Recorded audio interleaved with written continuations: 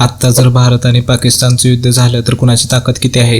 Global fire power क्रमवारीनुसार Bharat हा 145 देशांमध्ये 4थ्या क्रमांकावर येतो, तर पाकिस्तान हा 145 देशांमध्ये 12व्या क्रमांकावर येतो. भारताने 6.8 लाख कोटी एवढी रक्कम लष्करी खर्चासाठी अलोकेट केली आहे, तर पाकिस्तानने 64,082 कोटी एवढी रक्कम अलोकेट केली आहे. आता बघूया मनुष्यबळ. भारताकडे सक्रिय सैनिक अंदाजे 14 लाख, राखीव सैनिक अंदाजे 11.5 लाख, तर पॅरामिलिटरी अंदाजे 13 लाख आहे. तर पाकिस्तानकडे सक्रिय सैनिक 6.5 लाख, राखीव सैनिक 5.5 लाख, तर पॅरामिलिटरी सैनिक अंदाजे 5 लाख एवढी आहे. तर वायुसेनेचं बघायचं झालं तर भारताकडे जवळपास 2200 विमाने, 900 हेलिकॉप्टर आणि हवाई टँकर 6 आहेत, तर पाकिस्तानकडे जवळपास 1399 विमाने, 370 हेलिकॉप्टर आणि 4 हवाई टँकर आहेत. नौदलाचं बघायचं झालं तर पाकिस्तानकडे एक पण विमानवाहू जहाज आणि एक पण डिस्ट्रॉयर शिप नाहीये, तर भारताकडे 2 विमानवाहू जहाज आणि 13 डिस्ट्रॉयर शिप आहेत. भारताकडे 18 पाणबुड्या आणि 14 फ्रिगेट आहेत, तर पाकिस्तानकडे 8 पाणबुड्या आणि 9 फ्रिगेट आहेत.